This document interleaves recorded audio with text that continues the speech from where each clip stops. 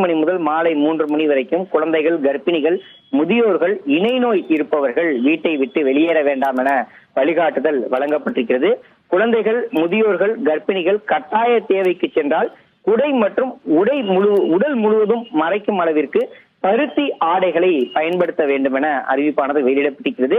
மேலும் கட்டிட வேலை மற்றும் புலம்பெயர்ந்த தொழிலாளர்கள் கடும் வெயில்ல பணியாற்ற வேண்டாம் எனவும், வெயில் காலங்கள்ல வெண்மை நிற அல்லது வெளிர் நிற பருத்தி ஆடைகளை அணிய வேண்டும் எனவும், ஜீன்ஸ், லெகின்ஸ் உள்ளிட்டவற்றை அணிய வேண்டாம் எனவும், கருப்பு நிற ஆடைகளையும் முற்றிலுமாக தவிர்க்க வேண்டும் என வழிகாட்டுதல் வழங்கப்பட்டிருக்கிறது. நாளொன்றுக்கு 2.5 லிட்டர் சிறுநீர் கழிக்கும் அளவிற்கு நீரை பருக வேண்டும் என அறிவிப்பானது வெளியிடப்பட்டிருக்கிறது. வெயிலில் நின்றுதான் ஆக வேண்டும் என்ற கட்டாயம் இருப்பவர்கள் 5 லிட்டர் வரை முடிந்த அளவுக்கு குடிநீரை கூடுதலாக குடிக்க வேண்டும் என வழிகாட்டுதல் வழங்கப்பட்டிருக்கிறது.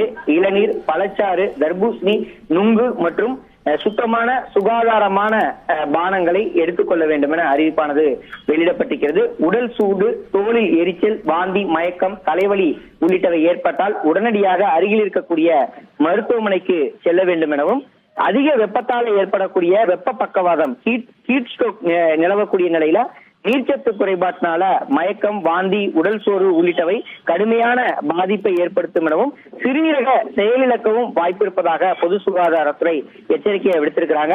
எனவே தொடர்ந்து 2 நாட்களுக்கு அதிகமாக வெயிலில் இருந்தால் ஹீட் ஸ்ட்ரோக் ஏற்பட்டு சிறுநீரக செயலிழக்க வாய்ப்பு இருப்பதால பொதுமக்கள், குழந்தைகள், பெரியவர்கள், கர்ப்பிணிகள் பாதுகாப்பாக இருக்குமாறு சுகாதாரத்துறை வழிகாட்டுதலை வழங்கியிருக்கிறாங்க. Download ShareChat.